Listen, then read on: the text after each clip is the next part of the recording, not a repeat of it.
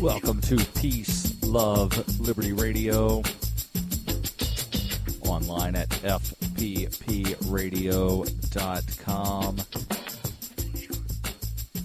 So there's a problem in the Ross Ulbricht trial.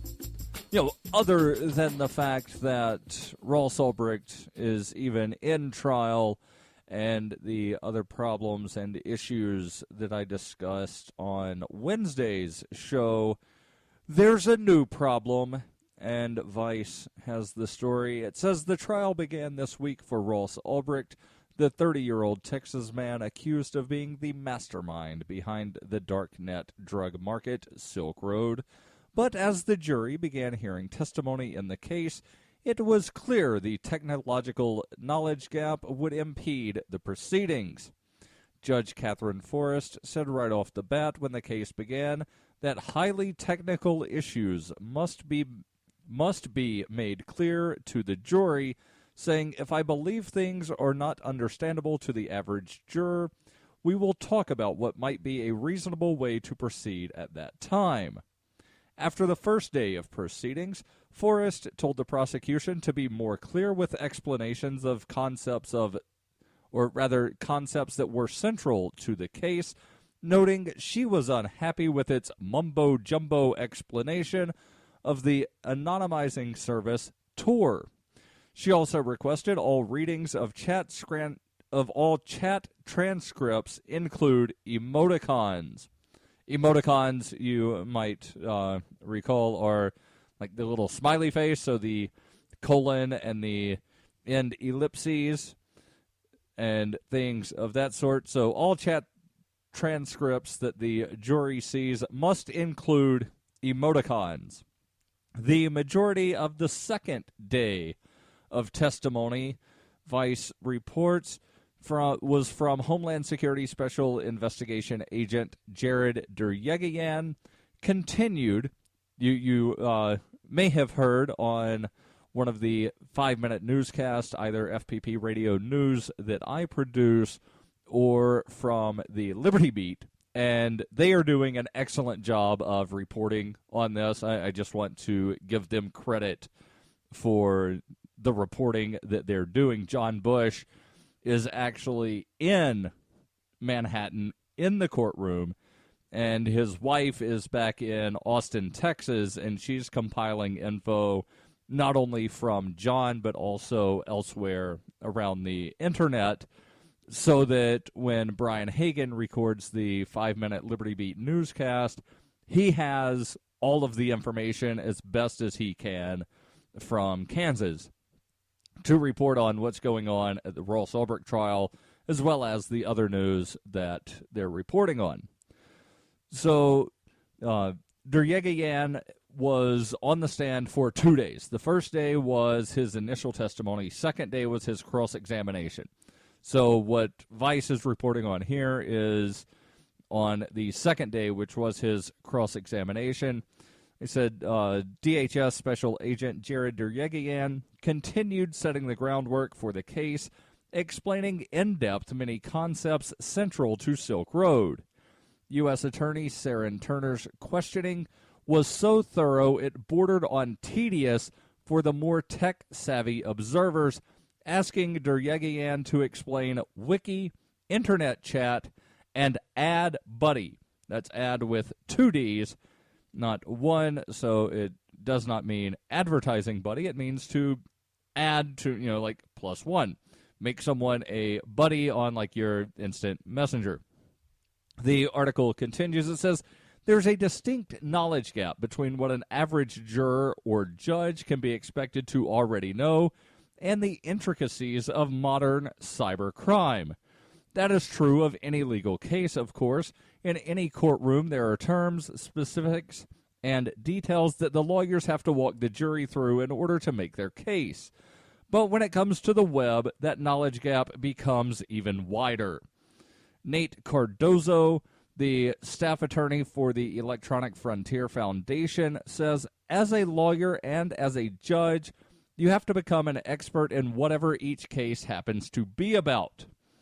That said, it is definitely harder, especially for judges in an older generation who don't grow up with computers, who did not grow up with the internet, to understand things like Tor.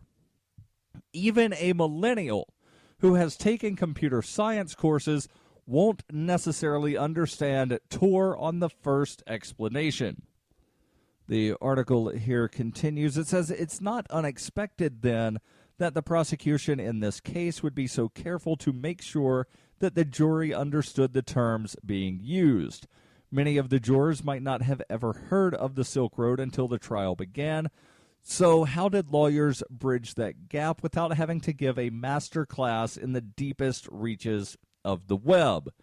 Orrin Kerr, who is a law professor at George Washington University, told the writer of this article, quote, "The lawyers have to explain the technology so that the jury can get it, and it's up to the adversaries to make clear what is important for them to know.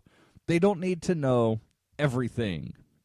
The article continues. It says, if a technical detail is not pertinent to the argument, there's no need to labor it with the jury.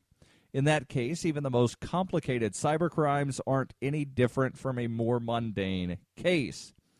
Kerr said, "I don't really think it's that different. All of the jurors will have used the internet, and you just explained by analogy. They all use email and surf the web, and you build from that to more technical points. It's not easy, but in working with a jury, it's a common dynamic. But this knowledge gap can open the door to dicey legal arguments." Last year, Kerr helped successfully appeal a case against Andrew Weave Arnheimer, an internet troll who was sent to jail after he was accused of violating the Computer Fraud and Abuse Act. Arnheimer had gained access to private email addresses after taking advantage of a security loophole he found on AT&T's website. During the appeal process, the prosecution's argument pivoted largely on not explaining the technological aspects of his actions. Assistant U.S. Attorney Glenn Moromarco argued he had to download the entire iOS system on his computer, and he had to decrypt it. He had to do all of those things, and I don't even understand. The third district ultimately granted Weave's appeal on the basis of an improper venue, but did not weigh on the legality of his actions. Cardozo pointed out this knowledge gap can also be exploited by lawyers to bolster their arguments. Cardozo says, "We saw the prosecutor's opening statement in the Ulbricht case talk a lot about the dark web and using terminology like that. Tor is a U.S. Navy project. This isn't something that came out of the underbelly of society. Tor is something that people around the world use every day for very innocuous purposes. The Silk Road may not have been one of those innocent purposes, but to cast aspersion on the dark web as something terrible shows that the prosecutor may be trying to exploit that lack of understanding. And this lack of understanding wreaks havoc at the Supreme Court as well. Last year, SCOTUS ruled Arrow, a digital video startup, was in violation of the copyrights of the country's biggest broadcasters. There's more on this when we come back on Peace, Love, Liberty Radio, online at fppradio.com. Bitcoin Not Bombs is a launching pad for nonprofits and social entrepreneurs into the financial freedom of the Bitcoin economy. Bitcoin Not Bombs offers premium publicity campaigns designed to facilitate an organization's adoption of Bitcoin as a payment system. Bitcoin Not Bombs is fully committed to being the hub of the nonprofit sector of the Bitcoin economy, maximizing the potential cross-promotion of all our clients and commercial partners. To learn more, visit bitcoinnotbombs.com. Hi, I'm Darryl W. Perry, and I need your help to take Peace, Love, Liberty Radio on the road. In the spirit of Motorhome Diaries and Liberty on Tour, I intend to take the message of peace, love, and liberty on the road. I intend to leave New Hampshire at the conclusion of the New Hampshire Liberty Forum and return at the beginning of PorkFest. During the 104-day trip, I'll be visiting at least 10 cities across the country, speaking to people about the ideas of peace, love, and liberty, while continuing to produce daily Liberty media. Pensacola, Florida, Austin, Texas, Sedona, Arizona, and Denver, Colorado are already on the map. If you have a college group, a local Liberty on the Rocks, or other Liberty meetup that you'd like me to visit, you can possibly add your event to my calendar. To find out more about the tour or to donate, visit tour.fppradio.com. That's tour.fppradio.com.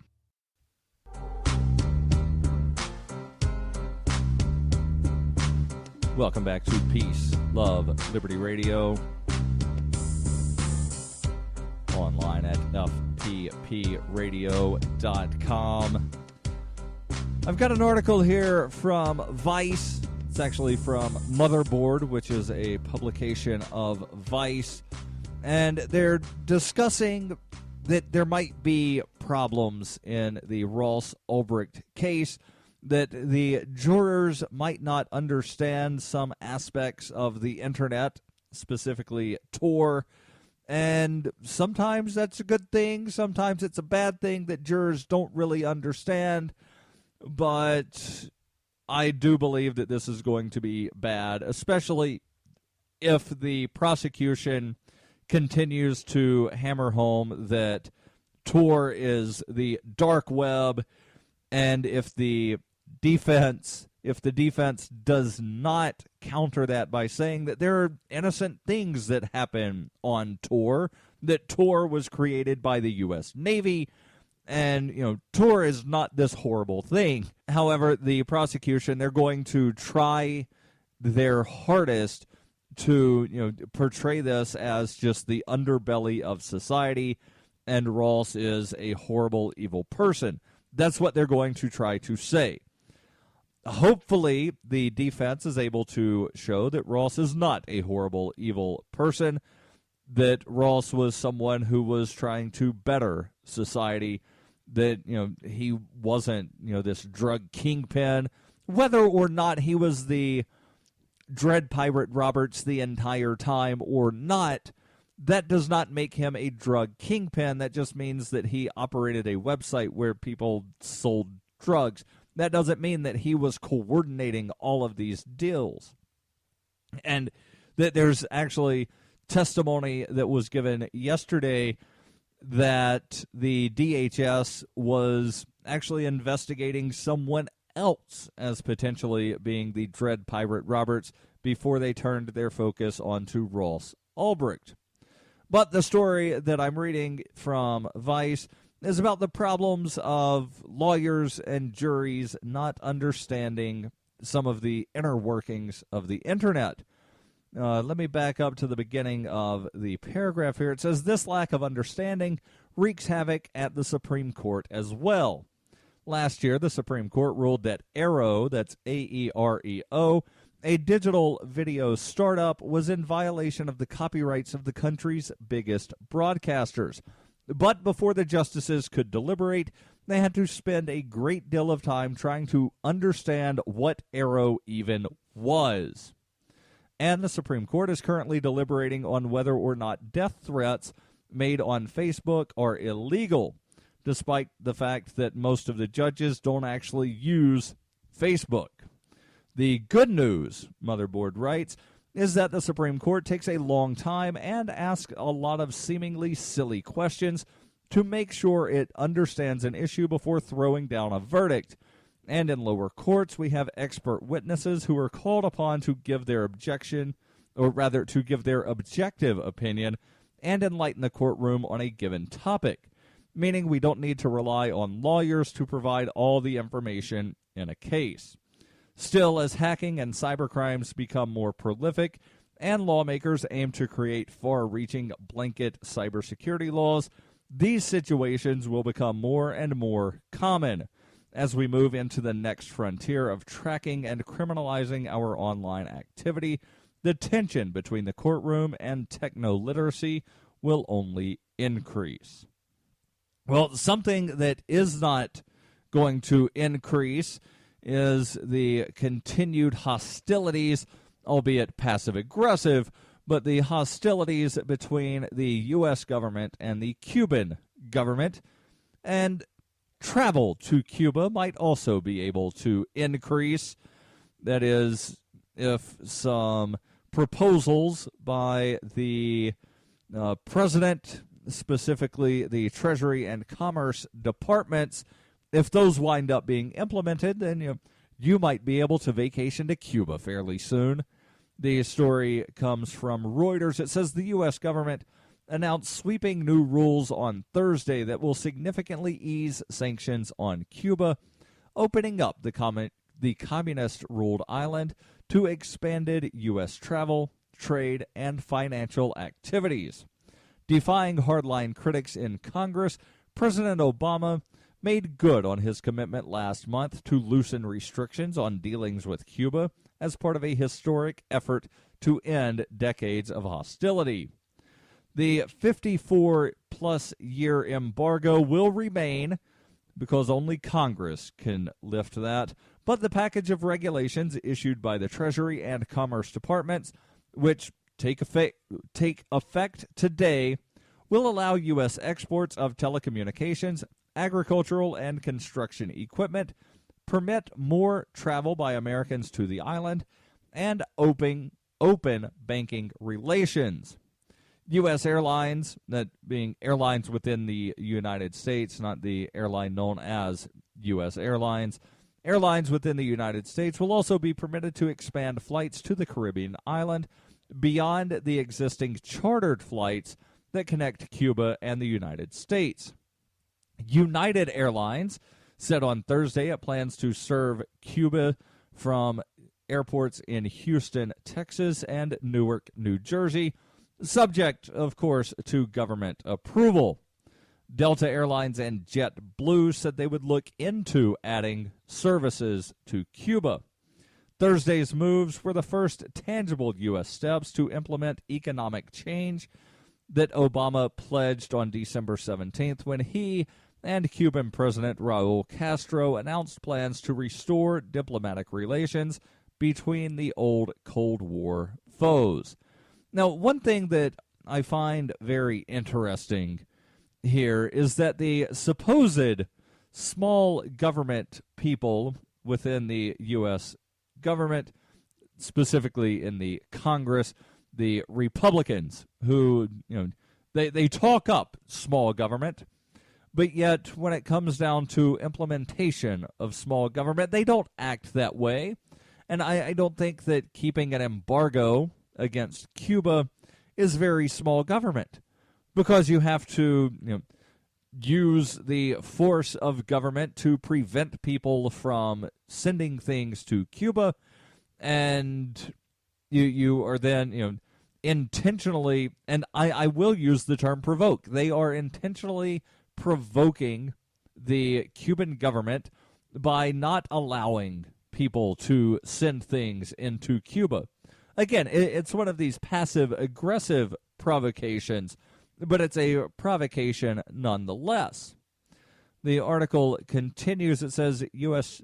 Treasury Secretary Jacob Lew said, the announcement takes us one step closer to replacing out-of-date policies that were not working and puts in place a policy that helps promote political and economic freedom for the Cuban people. While Raul Castro has welcomed last month's deal, he has made clear that Havana does not intend to abandon single-payer rule, or rather single-party rule, or the state-controlled economy. Congressional critics of Obama's shift say that Washington should not be rewarding Cuba. Let's finish this article, as well as what does it mean to be rewarding Cuba by trying to remove the embargo. We'll talk about that when we come back on Peace, Love, Liberty Radio.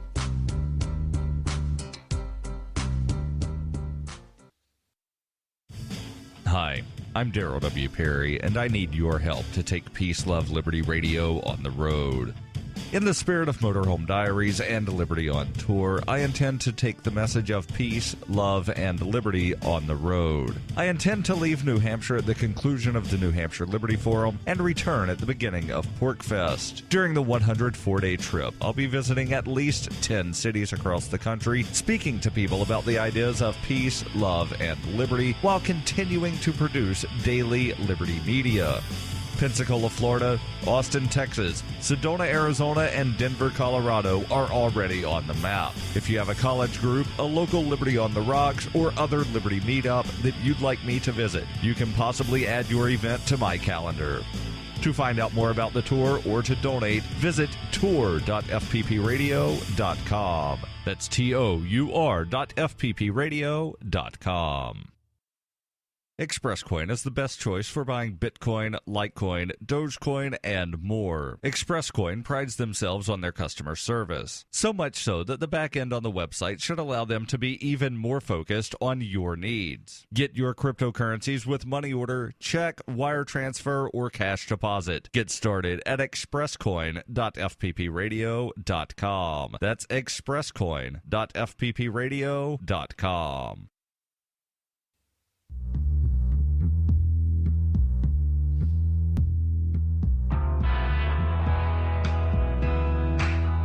Welcome back to Peace, Love, Liberty Radio.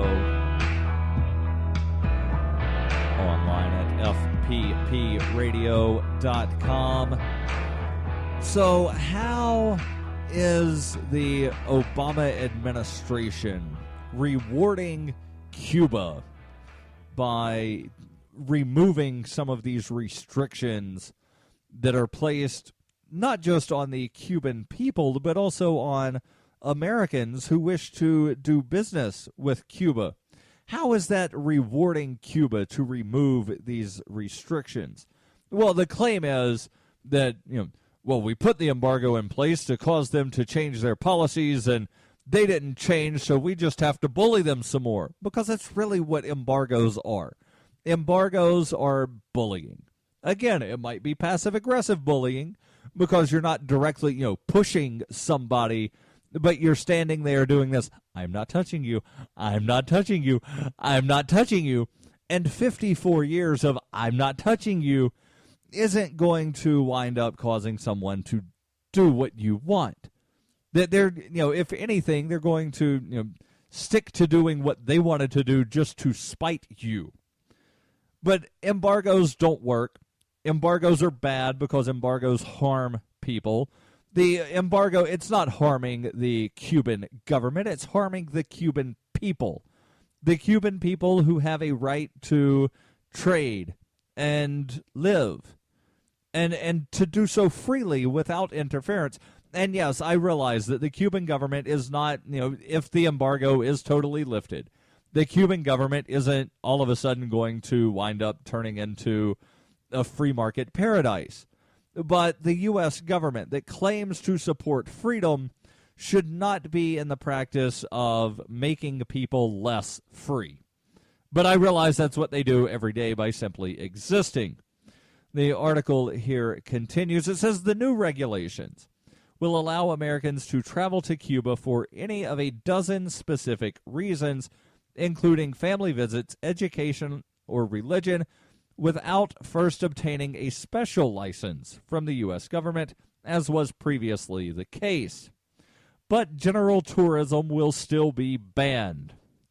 John McAuliffe, executive director of the Fund for Reconciliation and Development, which has organized trips to Cuba, said that apart from Cuban Americans visiting relatives, most other Americans will still be corralled into escorted group tours. Still, U.S. travelers will be allowed to bring home small numbers of the Cuban cigars that are highly rated by aficionados. It will also be easier for U.S. companies to export mobile phone devices and software as well to provide internet services into Cuba. And this, I believe, is good news, because if the Cuban people are able to get more access to the internet and more unrestricted access to the internet, then I see a possibility for a flourishing underground market in Cuba using cryptocurrencies. Not just Bitcoin, although Bitcoin is definitely the most popular worldwide, but it can be any number of cryptocurrencies that they would be allowed to use then because they would have the technology. And there's a growing amount of people around the world who are unbanked that are they're really coming out of poverty because of the abilities to use this alternative financial system.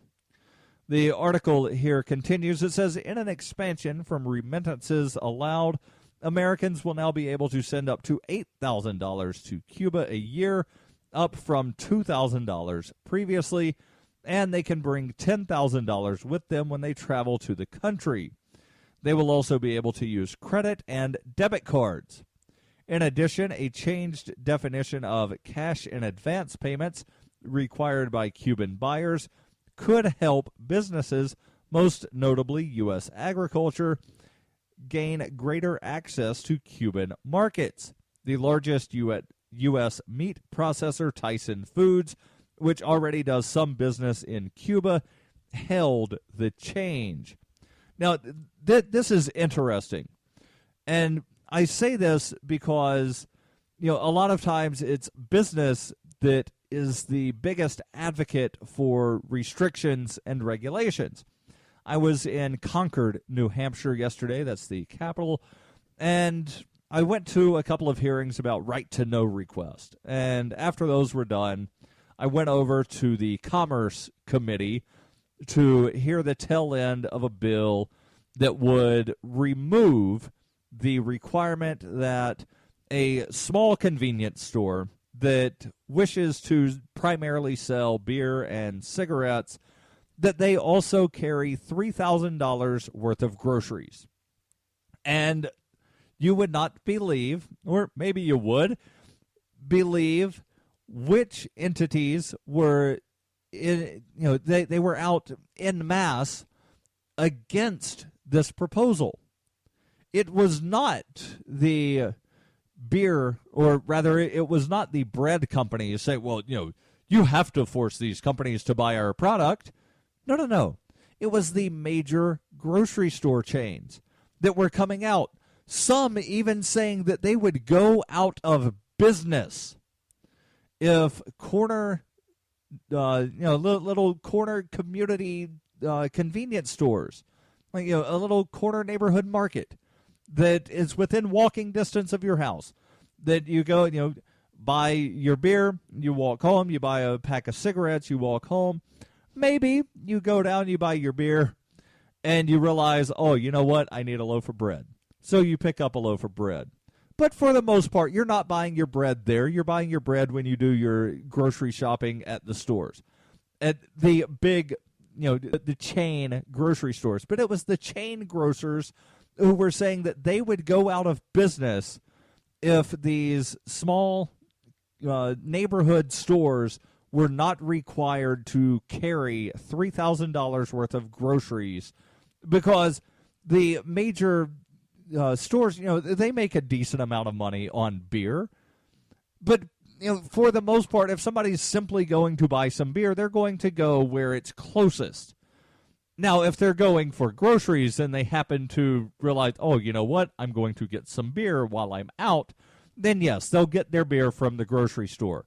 But, just think about that for a second. They're saying that by removing the requirement for a community or a neighborhood convenience store to carry $3,000 worth of groceries, that will cause the major grocery chains to go out of business if these small stores do not carry groceries. Not saying we'll go out of business if they start carrying. No. If they stop carrying, we will go out of business. That it's completely backwards, and it makes no sense. Makes no sense at all. But I am happy to see here that Tyson Foods is welcoming the change that will actually allow more competition into Cuba for sending of foods from the United States. The announcement came after the Obama administration said Cuba had fulfilled its promises to free 53 political prisoners. I'll definitely keep you posted on this. I'm online at the meantime, fppradio.com.